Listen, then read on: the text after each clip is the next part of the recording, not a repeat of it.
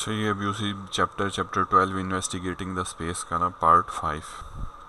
अच्छा, तो पहला क्वेश्चन है व्हाट इज स्पेस। स्पेस क्या होती है? हमने पढ़ा कि हमारे अर्थ के एटमॉस्फेयर के बाहर एक ब्लैंक एम्प्टी एक स्पेस एग्जिस्ट करती है, जिसके अंदर क्या है, हमारे पास जो डिफरेंट स्टार्स, प्लैनेट्स और इस तरह की जो चीज़ें हैं वो उसके अंदर सब होल्ड अप हुई हुई हैं। तो ये बेसिकली ये क्या होता है कि एक ब्लैंक प्लेस है हमारे अर्थ के एटमॉस्फेयर के बाहर। इसको हम क्या कहते हैं? स्पेस कहते हैं। तो what produces radiation in space. Space के अंदर रेडिएशंस क्यों पैदा हो रही हैं? तो स्पेस के अंदर जो इतने स्टार्स हैं बेसिकली, वहाँ पर न्यूक्लियर रिएक्शंस हो रही हैं, वहाँ पर बिग एक्सप्लोजन्स हो रही हैं, और इन एक्सप्लोजन्स के अंदर क्या हो रहा है कि जो हाइड्रोजन गैस है वो हीलियम गैस में कन्वर्ट हो रही है, राइट।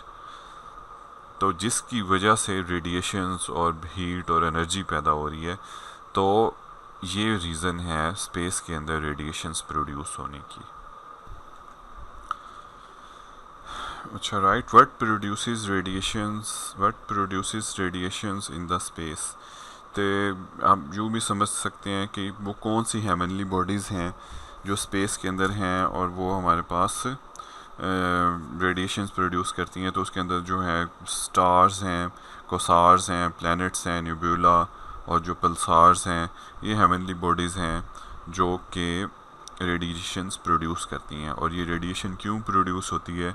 क्योंकि इन बॉडीज़ के ऊपर वहाँ पर बहुत बिग एक्सप्लोजन्स हो रही हैं जो कि हाइड्रोजन को हीलियम में कन्वर्ट कर रही हैं। इस वजह से वहाँ पर रेडिएशंस पैदा होती हैं। अच्छा, what kind of radiations reaches the earth. कि हमारी अर्थ तक कौन सी रेडिएशंस हमारी अर्थ तक पहुँचती हैं, ठीक है। तो हमारे अर्थ के एटमॉस्फेयर तक डिफरेंट काइंड ऑफ रेडिएशंस पहुँचती हैं, जिसके अंदर क्या होता है, हीट हो सकती है, लाइट हो सकती है, रेडियो वेव्स हो सकती हैं, एक्सरेज हो सकती हैं, कॉस्मिक रेज हो सकती हैं और गैमा रेज हो सकती हैं, ठीक है। तो ये रेडिएशंस हमारे अर्थ के आउटर एटमॉस्फेयर तक पहुंचती हैं। उसके बाद क्या है कि हमारा ये जो एटमॉस्फेयर है ये एक बहुत बड़ी ब्लेसिंग है हमारे पास, कि ये उन तमाम रेडिएशंस को फ़िल्टर आउट करता है। जो अच्छी रेडिएशंस होती हैं, जो हमें चाहिए होती हैं लाइफ ऑन अर्थ के लिए, उनको ये आने देता है, और जितनी भी हार्मफुल रेडिएशंस होती हैं उनको ये फ़िल्टर आउट कर देता है वहाँ से बाहर। अच्छा, ये डी पार्ट है कि briefly explain the big bang theory. Big bang theory एक हमारे पास एक थ्योरी है जो कि साइंटिस्ट ने प्रपोज की है कि about the origin of the universe, कि हमारी जो अर्थ है ये कैसे बनी। तो बिग बैंग थ्योरी ये बताती है कि हमारा इस यूनिवर्स में सबसे पहले एक छोटा एक आइटम था जिसको उनका नाम दिया प्राइमोर्डियल आइटम। तो ये एक्सप्लोड हुआ था और उसके बाद ये हमारा उसके एक्सप्लोड होने से उसका सारा मैटर जो है वो स्पेस में फैल गया, जिससे डिफरेंट किस्म की जो गैलेक्सीज़ हैं वो बनी हैं। गैलेक्सीज़ के अंदर स्टार्स बने हैं। स्टार्स बनने का एक पूरा प्रोसेस उन्होंने एक्सप्लेन किया है कि वो स्टार्स कैसे बने हैं, ठीक है। तो बेसिकली ये बिग बैंग थ्योरी बताती है कि एक प्राइमोर्डियल एटम के एक्सप्लोड होने से हमारी ये यूनिवर्स बनी है, right.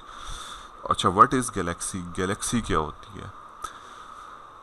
Galaxy describe the various kinds of galaxies in space. Galaxy क्या होती है कि जब हमारा बिग बैंग हुआ उसके बाद जो डिफरेंट जो मैटर था वो सारा का सारा स्पेस में फैल गया।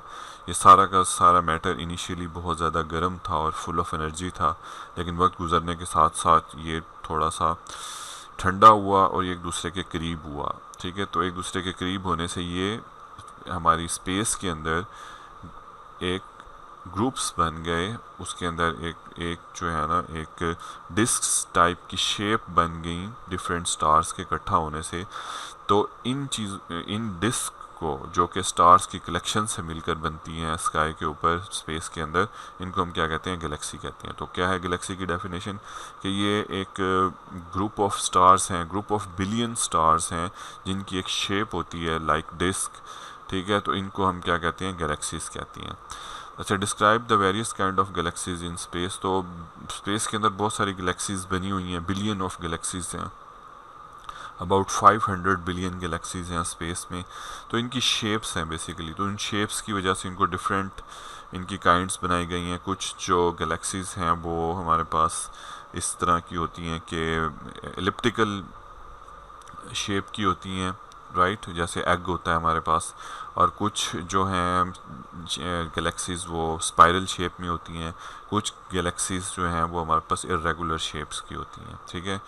What is the milky way Galaxy, तो हमारा सोलर सिस्टम जिस गैलेक्सी में एग्जिस्ट कर रहा है उसको हमने नाम दिया हुआ है मिल्की वे गैलेक्सी। तो ये बेसिकली क्या है, ये भी collection of billion of stars हैं। इसको आइडेंटिफाई करना हो तो अगर हम आसमान पे रात को किसी समर नाइट में अगर हम आसमान पे देखें तो हमें एक हल्की सी एक रोशनी सी नज़र आएगी पूरे आसमान के ऊपर, राइट। ऐसा लगेगा कि इसके पीछे कोई एक लाइट लगी हुई है जहाँ से ये आ रही है। तो ये बेसिकली हमारा मिल्की वे है। एक हमारे पास एक डिस्क की तरह की एक शेप बनी हुई है जिसके अंदर बिलियन ऑफ स्टार्स हैं, और उन्हीं स्टार में एक हमारा स्टार सन है। इसी के इर्द गिर्द पूरा सोलर सिस्टम बना हुआ है, ठीक है। अच्छा, व्हाट इज़ स्टार, स्टार क्या होता है। स्टार हमारे पास हमने पहले भी पढ़ा कि स्टार बेसिकली ये हमारे पास collection of dust and gases होता है, ठीक है। एक क्लाउड है, ठीक है, जो जिसके अंदर गैसेस हैं, जिसके अंदर हीट है, ठीक है। और इसके अंदर गैसेस जो हैं हीट होने की वजह से जो हाइड्रोजन गैस है वो हीलियम में कन्वर्ट हो रही है और स्टार्स के ऊपर एक्सप्लोजन हो रहे हैं और स्टार्स वो जो हैं वो चमक रहे हैं। What do scientist think about how stars are formed, कि साइंटिस्ट क्या समझते हैं कि ये जो स्टार्स हैं जिसमें हमारा सन भी शामिल है ये कैसे बनी है। तो हमने पढ़ा था नेब्यूला के बारे में कि हमारे स्पेस के अंदर नेब्यूला एग्जिस्ट करते हैं। नेब्यूला क्या होता है, एक क्लाउड होता है, किसका, गैसेस का और डस्ट का। तो जब ये क्लाउड किसी वजह से ये क्लाउड बहुत तेज़ी से स्पिन करना शुरू कर दे स्पेस के अंदर ग्रेविटी की वजह से, तो क्या होता है कि इस क्लाउड के सेंटर में जो है ना वो स्टार बन जाता है, और इसके इर्द गिर्द कुछ प्लैनेट्स बन जाती हैं, या कुछ जो डस्ट है वो रोटेट करना शुरू कर देती है। तो ठीक है, तो स्टार्स बनने का जो प्रोसेस है वो कुछ इसी तरह का है कि क्लाउड ग्रेविटी की वजह से स्पिन करना शुरू हो जाता है, और इस क्लाउड के सेंटर में एक बल्ज होता है जहाँ पर एक स्टार बन जाता है। तो हमारे यूनिवर्स में जितने भी स्टार्स बने हैं वो साइंटिस्ट बिलीव करते हैं कि वो इस तरह से बने हैं। अच्छा, what is star and what do scientist think about how they are formed. तो अब जैसे मैंने आपको बताया था कि जो स्टार्स हैं ये बेसिकली जो हमारे नेब्यूला जो हमारे यूनिवर्स के अंदर पाए जाते हैं, क्लाउड्स हैं किसके, गैसेस के और डस्ट के। तो ये जब बहुत तेज़ी से स्पिन करती हैं तो इनके सेंटर में जो एक बल्ज होता है वहाँ पर क्या स्टार्स बन जाती हैं, ठीक है। तो स्टार्स बनने का ये प्रोसेस होता है, और जो स्टार्स इटसेल्फ हैं ये बहुत ही डेंस मैटर होता है, और यहाँ पर क्या हो रहा होता है बेसिकली ह्यूज टेम्परेचर की वजह से जो हाइड्रोजन गैस है वो हीलियम में कन्वर्ट हो रही होती है, और जिसकी वजह से इनॉर्मस अमाउंट ऑफ लाइट और एनर्जी पैदा होती है, और ये जो स्टार्स हमें इसी वजह से चमकते हुए नज़र आती हैं। अच्छा, what is the difference between nebula and star. जो नेब्यूला है ये बेसिकली डस्ट और गैसेस का एक क्लाउड होता है, उसको हम नेब्यूला कहते हैं। जो स्टार्स होती हैं ये इसी नेब्यूला की से बनती हैं। जो स्टार्स हैं ये नेब्यूला से बनते हैं। जब नेब्यूला बहुत तेज़ी से स्पिन कर जाता है ये क्लाउड तो उससे स्टार्स बनते हैं, और उससे डिफरेंट सोलर सिस्टम्स बनते हैं। पल्सार्स और कोसार्स में क्या फ़र्क है। पल्सार्स जो हैं ये एक ओल्ड स्टार्स होती हैं जो कि श्रिंक हो जाती हैं, और इनके अंदर से जो लाइट है वो बस्ट की फॉर्म में निकल रही होती है। जो कोसार्स हैं ये बेसिकली बहुत ह्यूज प्लैनेट वो स्टार्स हैं, ठीक है, लेकिन ये बहुत दूर होती हैं, लेकिन इनके अंदर से कंटिन्यूसली लाइट निकलती है। पल्सार्स बहुत श्रिंक स्टार्स हैं, कोसार्स बहुत ह्यूज स्टार्स हैं। पल्सार्स के अंदर से जो लाइट है वो बस्ट की फॉर्म में निकलती है, कोसार्स के अंदर कंटिन्यूसली लाइट एमिट हो रही है। जो पल्सार्स हैं ये ज़्यादा डिस्टेंस पे नहीं होते, जो कोसार्स हैं ये बहुत ज़्यादा डिस्टेंस के ऊपर होती हैं। तो ये डिफरेंस है इन दोनों के दरमियान। अच्छा, रेड जॉइंट और वाइट ड्वार्फ्स, इनके अंदर क्या डिफरेंस है।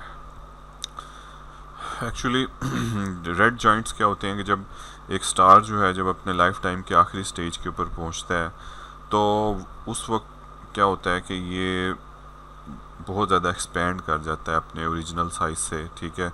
इसका साइज़ बहुत ज़्यादा हो जाता है, 100 टाइम्स इसका साइज़ बड़ा हो जाता है, और इसकी जो ब्राइटनेस है वो 1000 टाइम्स ज़्यादा हो जाती है। तो ये वो जो लाइफ फेज़ होता है स्टार का, इस लाइफ फेज़ में इसको हम ब्राइट जाइंट कहते हैं। और वाइट डवार्फ्स क्या होती हैं, आई थिंक सो, मुझे इसके बारे में श्योर नहीं है, मैं आपको चेक करके बताऊंगा कि वाइट डवार्फ्स आई थिंक ये जो डस्ट और मेट्रॉइड्स और इस तरह की छोटी बड़ी चट्टानें जो कि स्पेस के अंदर जो कि घूम रही हैं, ठीक है, जो स्पिन कर रही हैं डिफरेंट स्टार्स के इर्द गिर्द, उनको आई थिंक हम वाइट डवार्फ्स कहते हैं। मैं आपको नेट से चेक करके ना इसको नेक्स्ट किसी वीडियो में बताऊंगा कि ये क्या चीज़ें हैं। अच्छा, what are the black holes in space?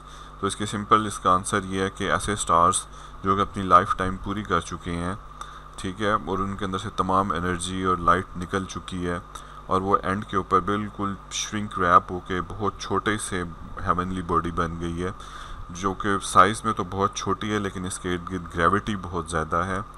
तो इनको हम बेसिकली क्या स्पेस के अंदर जो इस तरह के जो एलिमेंट्स हैं उनको हम क्या कहते हैं, ब्लैक होल्स कहते हैं। तो ब्लैक होल्स की सिंपल डेफिनेशन क्या है, dead stars. Name some heavenly bodies that do not emit light, कि आप ऐसी हेवनली बॉडीज़ के बताएं जिनके अंदर से लाइट निकलती नहीं है। तो हमारे पास जो प्लैनेट्स हैं इनकी अपनी कोई लाइट नहीं होती, ठीक है, मून है, इसी तरह से जो डिफरेंट मेटेरॉइड्स हैं ये और जो चीज़ें हैं जो डस्ट से मिलकर बनी है लेकिन उनकी अपनी कोई लाइट नहीं होती।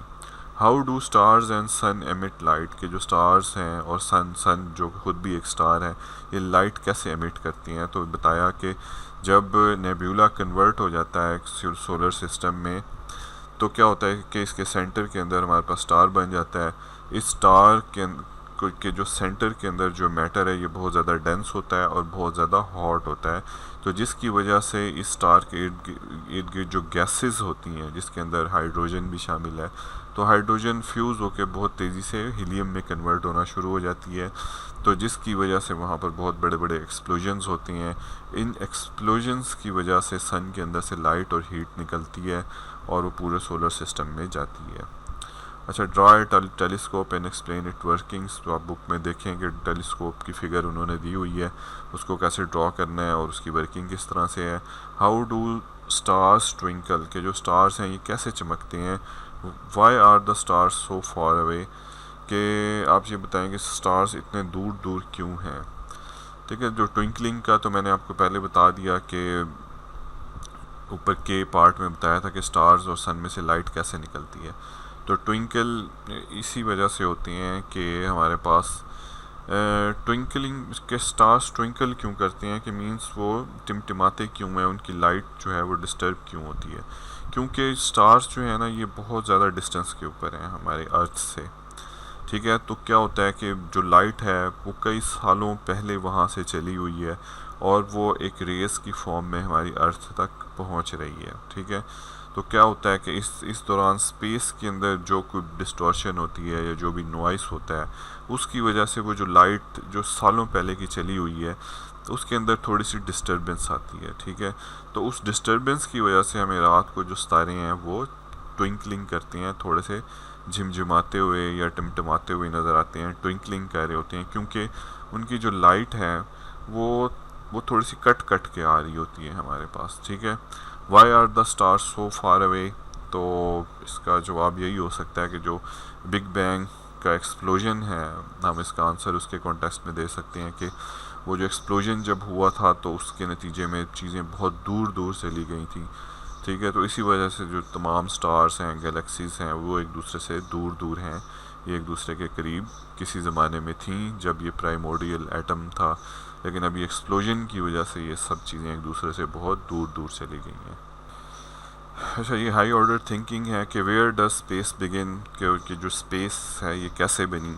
तो बेसिकली जो पहले एक प्राइमोर्डियल एटम था, जब वो फटा और उसके बाद उसका तमाम मैटर जो हवा के अंदर बिखर गया तो वहाँ से स्पेस बनी है basically. How did the universe begin, तो सेम इसका वही कॉन्सेप्ट है कि इसके बारे में साइंटिस्ट ने मुख्तलिफ थ्योरीज दी हैं कि जो यूनिवर्स है ये बेसिकली बनी कैसे। ठीक है, तो उसके बारे में 3 थ्योरीज जो चैप्टर में एक्सप्लेन की गई हैं, तो आप उसमें से कोई भी एक थ्योरी या 2 आप उसे एक्सप्लेन कर दें तो वो बेसिकली इसी बारे में ही है कि हमारी यूनिवर्स कैसे स्टार्ट हुई। What does during the big bang, कि बिग बैंग के दौरान क्या हुआ।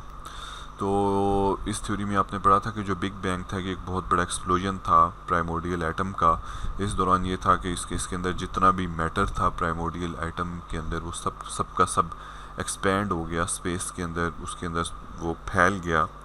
तो बिग बैंग के दौरान ये हुआ और उसके बाद डिफरेंट गैलेक्सीज, स्टार्स और ये सारा चीज़ें बनने का प्रोसेस स्टार्ट हुआ। ठीक है, तो असल में वो जो बिग बैंग से सारा मैटर जो फैला उससे हमारी जो यूनिवर्स स्टार्ट हुई थी। Compare the expanding universe theory और पल्सेटिंग थ्योरी को आपस में इनको आपने कंपेयर करना है कि एक में क्या कहा जा रहा है, दूसरे में क्या कहा जा रहा है। Explain the origin of universe, कि इन दोनों में बताएं कि जो ओरिजिन ऑफ यूनिवर्स कैसे हुआ। ठीक है, पल्सेटिंग में यही था कि हमारी जो यूनिवर्स है कॉन्टीन्यूसली एक्सपैंड और कॉन्ट्रैक्ट हो रही है। तो जबकि जो दूसरी थी एक्सपेंडिंग यूनिवर्स वो ये कह रही थी कि बिग बैंग हुआ है, उसके बाद तमाम की तमाम चीज़ें हमेशा के लिए फैल रही हैं और फैलती ही जाएंगी। ठीक है, तो आपने कोई रीज़न दे के बताना है कि आपको क्या लगता है कि इन दोनों थ्योरीज़ में से कौन सी थ्योरी एक्यूरेट है और क्या रीज़न है आप ये समझते हैं कि कोई एक थ्योरी एक्सप्लेन है। तो आपने इसके बारे में सोचना है और आपने इसके बारे में बताना है। तो इसके जो लर्निंग एडजेक्टिव्स हैं वो जो आउटकम्स हैं उनको हम एक दोबारा रिवाइज कर लेते हैं कि इस चैप्टर में हमने क्या पढ़ा। कि हमने explain the big bang theory of the origin of the universe, describe a star using the properties such as brightness and colour, identify the bodies in space that emit and reflect light, suggest the safety method used when observing the sun. अच्छा, define the terms star, constellation, galaxy, Milky Way and black holes. Explain the types of galaxies, के galaxies की types बताएं। Explain the birth and death of our sun, कि हमारा sun जो है ये पैदा कैसे हुआ और इसकी death कैसे होगी। evaluate the scientific theories of the origin of universe, के डिफरेंट जो और यूनिवर्स को जो बनने कैसे बनी हमारी यूनिवर्स, इसके बारे में जो डिफरेंट थ्योरीज हैं उनको आप एक्सप्लेन करें। Identify the major constellation visible at night in the sky, के जो हमारे आसमान के ऊपर जो different bright group of stars हैं उसको आप आइडेंटिफाई करें नाइट में आसमान के ऊपर। And describe the formation of black holes, कि आप ये बताएं कि हमारी स्पेस के अंदर जो ब्लैक होल्स हैं ये कैसे बने, इसके बारे में साइंटिस्ट क्या बताती हैं। Explain the working of A telescope, के बताएं कि एक टेलीस्कोप किस तरह से वर्क करती है। ठीक है, तो ये हमारा चैप्टर था, ये एंड हो गया। Okay, thank you.